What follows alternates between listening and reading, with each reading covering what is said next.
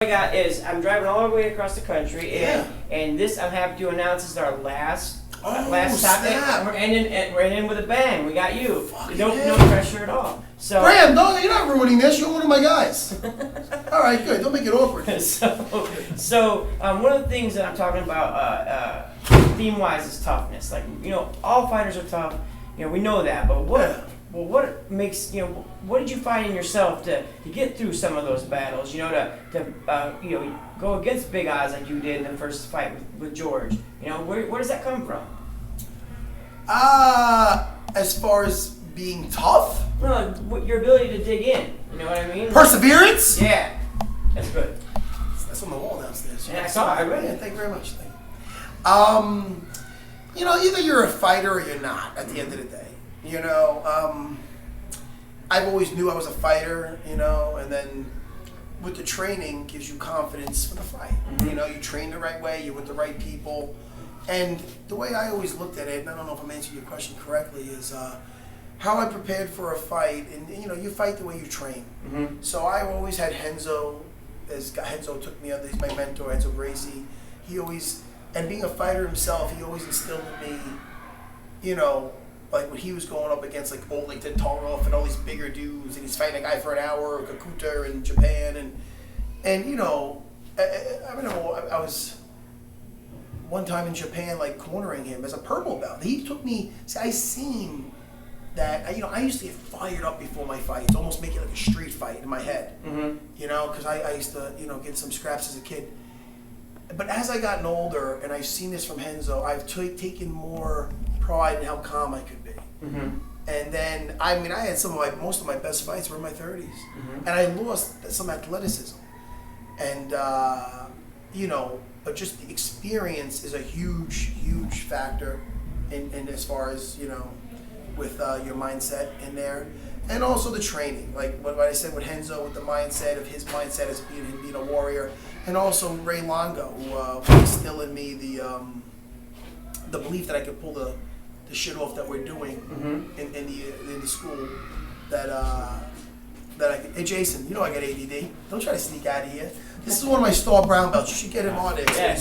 He's got second place in the no-gi Pan Ams. Nice. And soon to be winning world titles. Almost like, you know, the Weidman thing when I said this guy's gonna be champ. Yeah. In the Brazilian Jiu-Jitsu community, this guy's he's already doing great on the I'm like a local circuit. No-gi's a big thing. Mm-hmm. And he's been doing well at all the tournaments. So Jason Rao, well, for this guy. Jason, you're on Bleacher Report, so say hi, Jason. Say what's up. The best thing. Don't get shy. Yeah, Let me tell you something about your passing. It reminds me of mine. All right, good. Listen to me. I'll see you this week. Absolutely. Thanks. Good rolling today. Thanks. Good rolling, Jay. Thanks. Take care, man. You know, I do have to ask you because Chris is a buddy of mine, and he said it best when I asked him about, you know, the sport and retiring. He said, few guys leave the sport before the sport leaves them. He said, I'm happy that myself and my buddy Matt Serra, we both left it before it left us. So what are your thoughts on that? You know? That's awesome because you know what, man? Like, I'm happy I left the sport with my chin. Yeah. You saw my beautiful family. I got 3 little girls I gotta Absolutely. protect. I might have to, you know, you don't know, I might not be done with some things. So as far as scrapping, so you know, you gotta, you know, I'm glad I left where if I get tapped, I know I still got my chin intact. Mm-hmm. If I would have had 5 or 6 fights like I had with my last Lionel fight, who knows? Maybe I would have took too many deposits. But I'm lucky where, you know, even in my, you know, I'd say maybe 2 concussions over a 20-year span or something. Like I really took very limited. It was all more just facial, like scar cuts and stitches here and there. But I'm good at, you know, my defense has always been sharp, and I credit that with my Brazilian Jiu-Jitsu. But even with the sparring, I'm a short guy. But you know, I was like a turtle in there, like an armadillo, where it was, you know, my chin's tucked. If anything, I get hit on top of the head. Mm-hmm. I would fight my in with my triple jab, double jab, and come in behind like a 2x4, and you know, and not only that, they got to punch down. So I mean, I didn't take too many deposits out of the bank. So I'm happy. It's weird because you always felt like you have another one in you, mm-hmm. But you know, I'm happy. I'm content on when I left the sport. And the last thing I want to ask is, right now, trash talking and self-promotion's a big part, and I know Chael gets a lot of that credit, but I feel like you're one of the underrated guys in that regard. You're so sharp on your toes, and you always had the right things to say. You always spoke from the heart, but you had some of the best one-liners in MMA history. I mean, don't you feel like you need that? You get a little bit of that credit. I mean, the Frenchie stuff, that was great. And the wine, the list you gave him, that was fantastic. Yeah, that was fun. Yeah, that was good. I love George St. Pierre, though. He's a great guy. The Frank Trigg stuff was real fun. It depends on what I get to work with. Yeah. Like, that's why I get a guy like Chris Lytle. Yeah, it could be an exciting fight. The guy's a phenomenal fighter. But I always liked fighting the guys that I had a little something to. Yeah, like the Hughes stuff, right? Oh, God. Yes, I don't want to talk about that guy because I'm not fighting him anymore. Yeah. But, did you have fun? Did I answer your questions? Yes, you did. Let me tell you something. I answer 5 questions, and I'm too busy to answer 6, and I'm a scumbag? No. I call you a scumbag. Good. I don't know. I thought that's what the feel I was getting. Hey, No, you're not going anywhere. You're a brown belt here. Yes, sir. Don't go down the block to get a black belt. I'll see you soon. Artie, you're the man. Thank you Good very seeing much. you, Artie. Very proud. Thank you. What was I up to? We're talking about the like talking and like selling a fight and Yeah, you know what? I mean, most of it was like people be like, "Oh man, you did a great job selling that fight for." I remember the second fight with St. Pierre is in the cage still. When I was depressed, Dana goes, "Man, you sell the shit out of this fight." And I'm just like, man, I was kind of just shooting from the hip. So it's not like I go out to be a over the top Chael Sonnen with the rehearsed lines and stuff like that. I never wanted to be like a bad WWF wrestler type bullshit. But I mean, what I feel is what I say. Great seeing you, man. Goodbye. Come back soon. See you soon. All right, Thank from you very France. much. They come to train with me from France. Good.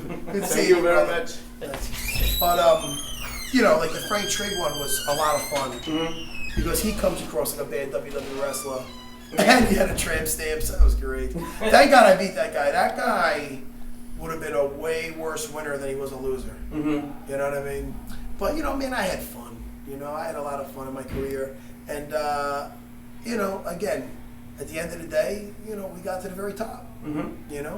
So it's all good, man. you're still having a hell of a lot of fun down here too. Oh no, this is my job now. Does that look like it's a? I mean, do you think I'm not whistling the work? You see what I did today? Yeah. Having the guys screaming at them to pass the guard, doing some arm locks, doing some smash passing. We're having a fun time, man. Yeah, looks like This it. is my post-fight career, man. I had my whole family here today. I spend my time between my both schools, working with the up-and-coming fighters. I'm going to Australia in a couple of weeks for Ally Quinta, and possibly somebody else doesn't sign yet. I don't know if I want to say that. But I couldn't be happier with my post-fight career. Excellent. Family, business, which is another extension of my family, because you can see how the good vibe. And you walk in this place, it's like your typical Long Island place. It's not like you walk into the Crazy Donkey Club. It's a club. It's a typical Long Island club. New York's got a bad rap for being obnoxious, being guys only caring about themselves, and just having that East Coast attitude. That's sometimes not very flattering, whether it's on movies or TV or just word of mouth. Everybody's rude there. That it's not like from wherever. But you came in here. I'm sure everybody was very polite. Great. My school's got we march to the beat of our own drummer in here. If there's a guy in here, we have a ton of tough guys. But if anybody comes here acting like a tough guy, man, it's like a revolving door. They don't stick around. Yeah. Or else we smack around a little bit, spin them, Yeah. and get them out of here. Yeah. So I make sure we do that. We don't have any bad apples in here. That's why I love coming to my schools. Yeah, everybody was great.